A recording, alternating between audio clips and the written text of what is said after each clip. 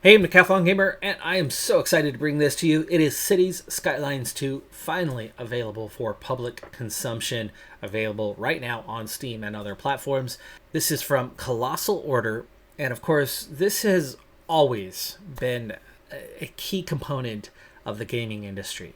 City simulators have been around since the very, very early days, of course, the famous Sim City, a little bit of an offshoot of that. I mean, there is connections between the original Sim City and Cities Skylines 2 in terms of personnel, but Colossal Order has done wonders in the city simulating genre, which is quite the large genre these days, but there's nothing better than City Skylines these days, and I'm so excited to be bringing this one to you. And of course, also being brought to you by Paradox Interactive as the publishers for this title. But without further ado, let's play some City Skylines 2.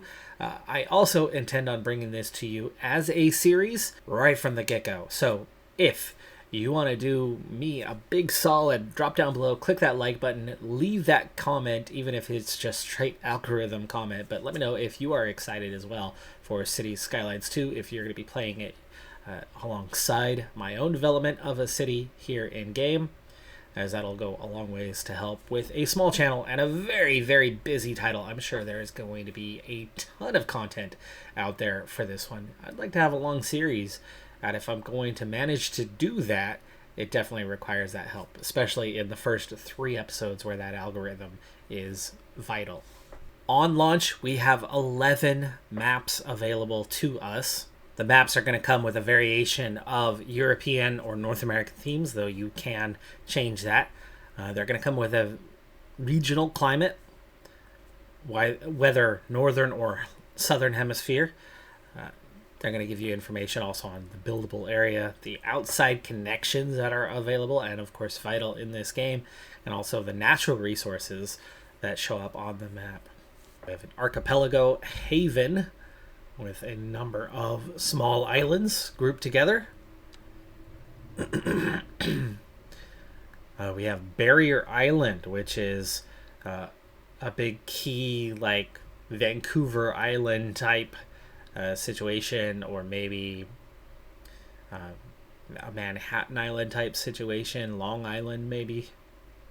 We have the Great Highlands. This one very much feels like a Scandinavian, with fjords coming in off the mountains and stretching out into the ocean or the sea. Lakeland, it's got it listed as European, but for me, I'm envisioning a Minnesota type map. Mountain Village, whether it's the Pyrenees, the Alps, whatever European mountain range you want to think of, this could be very much a Swiss Alp type city. And the river delta, this one could be one of your large rivers flowing into the ocean. So I would imagine Brazil or Egypt, though this probably is a little bit too green regionally for that. Here we have a sweeping plains map coming down off of the mountains. With temperatures cold enough to get some snow, I'd like to see all the weather. I'd like to also be in Northern Hemisphere, as it's just awkward for me living in the Northern Hemisphere and then having a Southern Hemisphere map. 42% buildable area. All of the different connections are available. That's the keys I'm looking for. I'd like to have a little bit of everything on this one. So we're going to go ahead and take the River Delta map. All right, so we begin in June of 2023, and it's 32 degrees Fahrenheit, meaning it's right at freezing temperatures, even though we are in summer, so it's a bit cool here. Welcome to Gamerville, where we literally have just a couple of streets right now and an exit off the ramp, a little T-section ramp, and we're going to have very limited resources early on. We have 500k to work with. We're going to want to make sure we are also maintaining a positive balance, but let's go ahead and zoom out a little bit and see what our starting area is like. Unlike the original Cities Skylines, for one, the map is significantly larger. All of the maps are significantly larger than what we had in the previous City Skylines. But also, it's divided up into much smaller tiles. And you get a lot more tiles. And so there's a lot more customization to how you grow and expand on the map, how you play that out. So we can see our starting area is on the edge of the river delta here. Looks like we have the highway and a couple bridges bringing us up and over the mouth of the river. We have the exit connection there. We have mountains. I suppose we can call this to the south. The river connection drops into the southeast, or the upper end of the river is the southeast, and it looks like we have another connection here to Albans, and another connection to Ferrandin. There's some sort of outside connection for electricity coming through here. And then to the northeast, we have a mountain range that sweeps across the edge of the map. To the north, we have another big connection here, coming in from Milford, and a rail line to Rogat. No southern connections. We have these two southeastern connections. Colossal City off to the right there, so that's the biggest connection. But we have these highway connections to the north and west. And then we have that railroad connection. And speaking of rail, that rail line sweeps outside of what we have right now. So we're going to have to grow and expand to collect that rail line and connect up to it. But we also have this other highway that drops to our south, which eventually connects back in on the main highway to the west, but also the line that drops off towards Colossal City towards the east. So we're going to have to kind of decide what we want to do with that one, how we want to connect that one up early on, but I would think you would want to quickly have a connection there. Not much in terms of buildable land in this southwestern quadrant, so we're very much going to want to build kind of in our initial pocket here. Don't want to eat up all the forest either. We're going to want to use that as one of our industries. A good way to make some money and export goods outside of the city. Finances are a much more detailed affair in Cities Skylines 2, and you're going to have to be careful so that you don't go broke. First task seemed viable to connect this up so that we have outlets in either direction. So we now have a road connection there, and we're going to want to build out a little bit more as to what's in this area. Roads are fairly cheap, and it's a good way to kind of get the process going. One of the big keys in building industrial is going to be putting it in a way that the wind carries the pollution away from the populace. So if we were to build right down by the water, the wind is going to blow it right back into where the people are. Now, there is this little pocket over here, but that seems like prime real estate later on.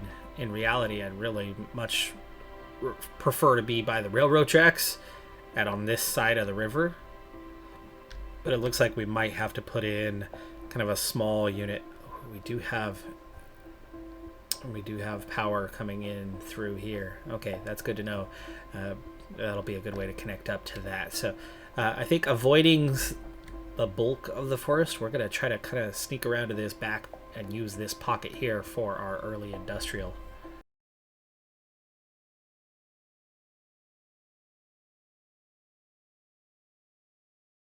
Also recognizing that industrial can provide you a bit of a headache in terms of traffic. We're going to go with a medium road coming out through here. You know what? We're going to get creative.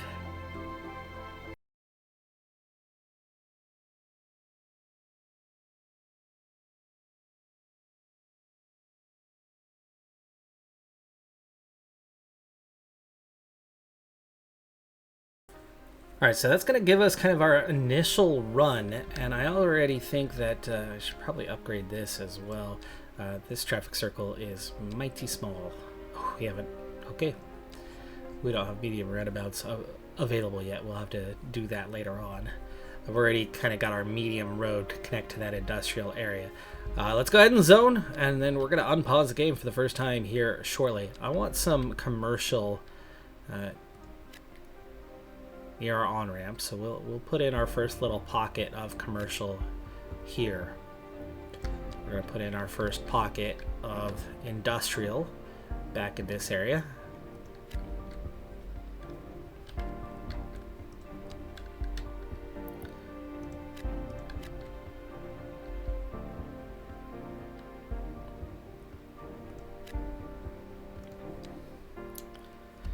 And let's unpause with building happening immediately.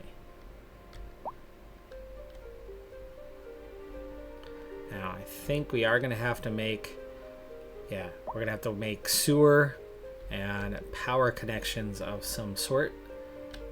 Due to Cities Skylines 2 is now water and sewer is tied to the roads. So as you build roads, you are adding water and sewer most of the time anyway. So that brings us water. We are in need of a road connection here. So let's go ahead and put in a miner.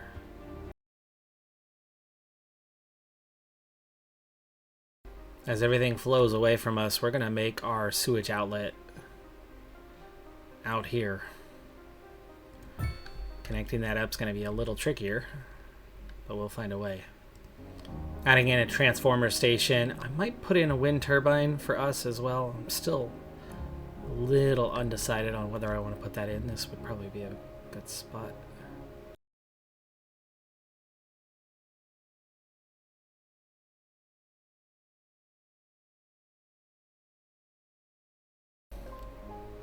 Alright, that should bring power into the network. We have water coming in. What we don't have at the moment is the sewage going out. We're going to have to find a way to link up on this side and not directly with the highway itself. But that means we're going to need a road going over. We already kind of have a key intersection here, but do we want to add on that? Not necessarily.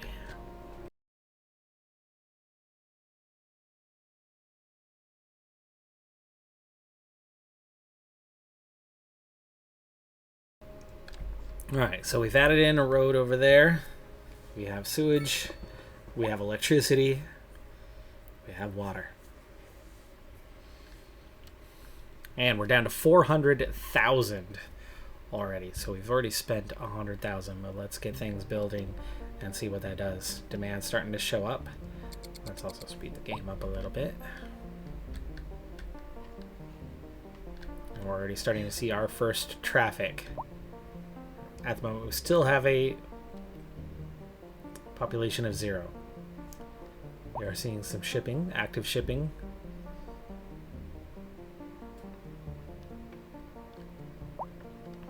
Wow, things are filling in very quickly though. So far we are a level 0, just founding. These milestones are going to be the key to the progression and the key to the progression of the series. As I'm going to be using that as my main metric for seeing how we're doing. And we have our very first house in Gamerville. At the moment, we have very high demand for low-density residential and commercial, while industrial demand is not showing up at the moment. But 837 Oak Street. Funny thing was, I lived in a similar place when I was at the University of Oregon. I lived on Oak Street once upon a time. Anyway, level is 1 of 5 residents. Just 1. They are very poor. But that is our first official resident. We have 6 technically at the moment. Gaining rapidly. And there we go. Many more houses popping in moments later.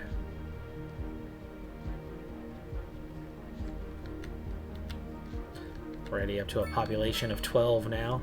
First businesses are all popping up here on Oak Street. Okay, commercial demand is the highest at the moment, a little bit above the residential demand. So let's go ahead and just zone a bit more. Let's continually use this area that we've kind of set up for ourselves. Well, that certainly didn't take long. We already have our first death in town, with not yet 50 residents, though we are approaching that mark and our first milestone. The hearse has arrived and taken the victim. At the moment, the traffic is a little wonky on how it's operating on the roads. A little janky, but we've reached our first milestone. There you go. Milestone number 1. We are now a tiny village, and we just collected 600,000. We only spent 100k. We've now added 600k, so we're already plus 500k from where we were. But we've picked up, I think it's 3 tiles and 1 as we go into the progression panel here. So you can see we are now a tiny village. Megalopolis is the big target that we are seeking. We have our first development point available with that tiny village milestone. Not much is available to us at the moment for this. You have advanced road services or roundabouts. We have emergency battery stations in the electricity area. We can't do anything in water and sewage or health care and death care. Well, I guess we could do a crematorium, but definitely don't want to be spending our first point on that, or garbage management. I'm keen on roundabouts and utilizing them in what we are doing, so I'm going to go ahead and use the roundabouts. So we're going to add some medium roundabouts. Oh, that's already a medium one, huh? Well, let's make it a large one. It does remove a couple of businesses. That's okay. And we have some demand at the moment for residential. We now have medium density row housing.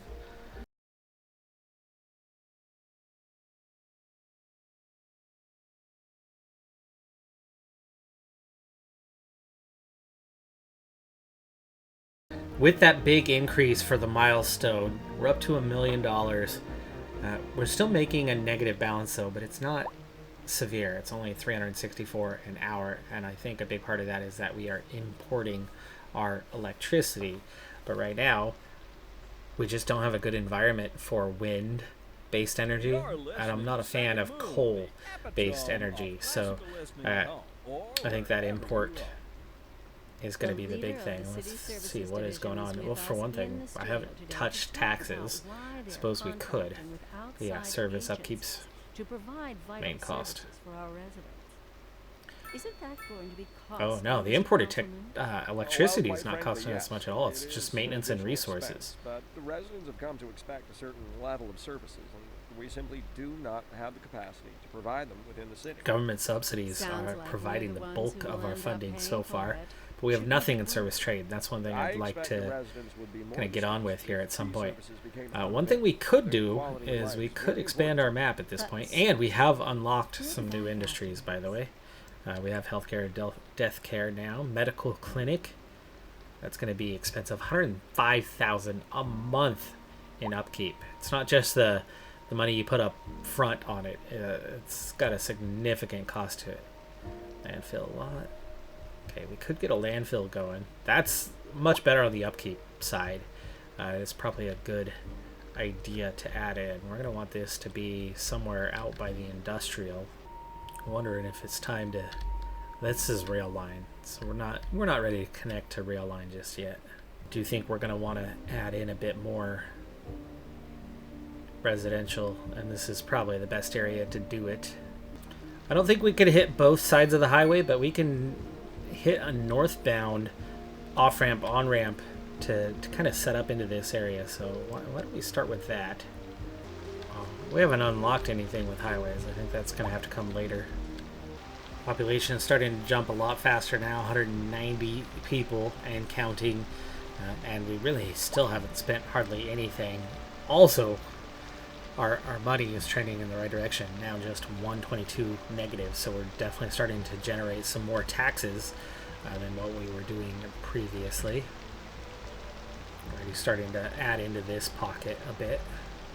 Looks like we need a lot of low density still.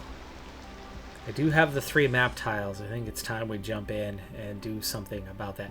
So we could venture into this space, but I think first we need to kind of venture into this space a little bit. So we're going to add that tile. There is a bridge over here. Kind of like the idea of expanding that way. Maybe we'll want to make this road more our own. You know what, let's just keep it nice and clean for now. Just expand to there. So picking up this space to the north, and you can see just how much unoccupied land that's adding. So our industrial is definitely going to expand this way.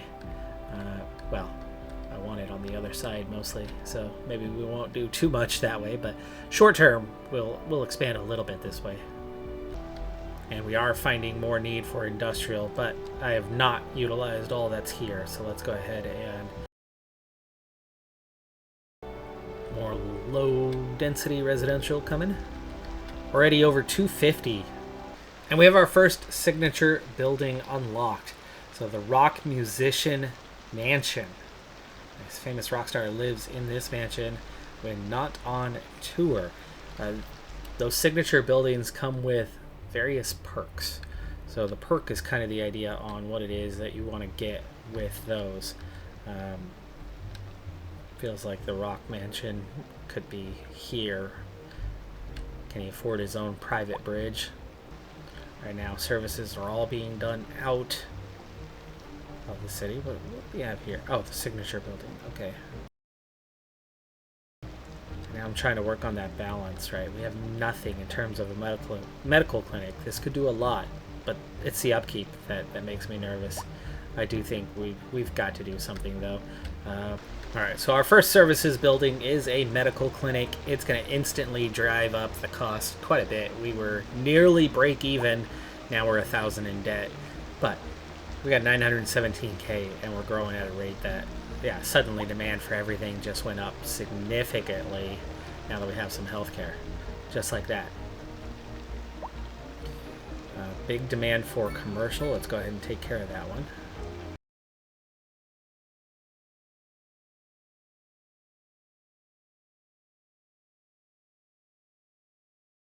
As you can see, we have, of course, weather, but we also have the day and night cycle, and we're into our first night here. These are things that can be toggled off. With the medical services, hopefully we're going to do a better job of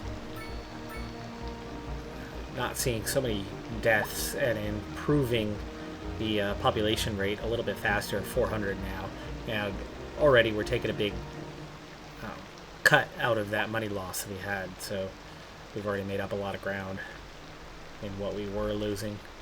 It's a bit dark now. I've only added a single entrance for it, but through this traffic circle here, I've got this little pocket back here under the bridge with, it's all going to be just low density housing.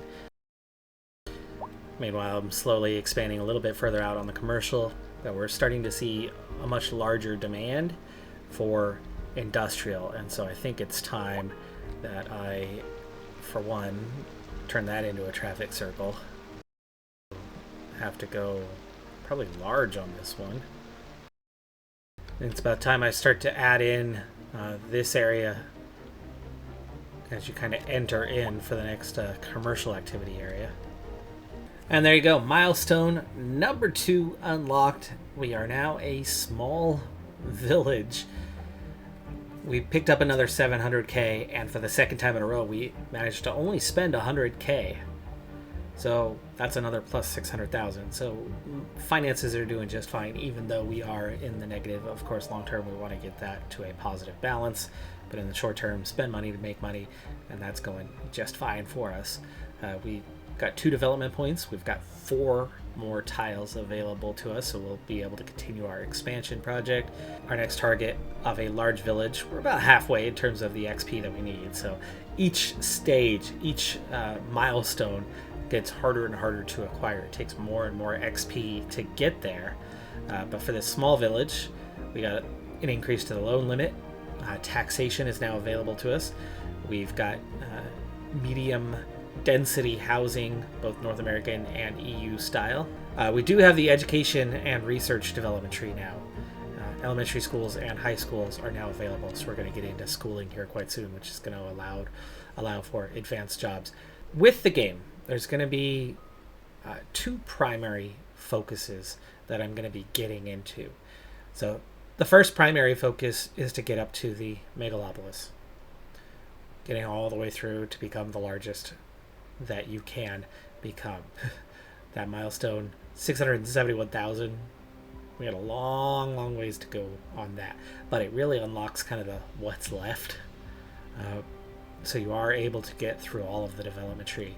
But the second focus is the achievements, unlocking all of the achievements. At the moment, there are 38 of them.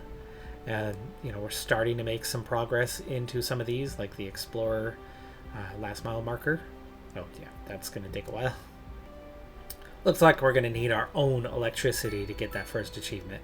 But that's the prospect. That's the target. That's the goal. That's the aim. We're going all the way through in one city.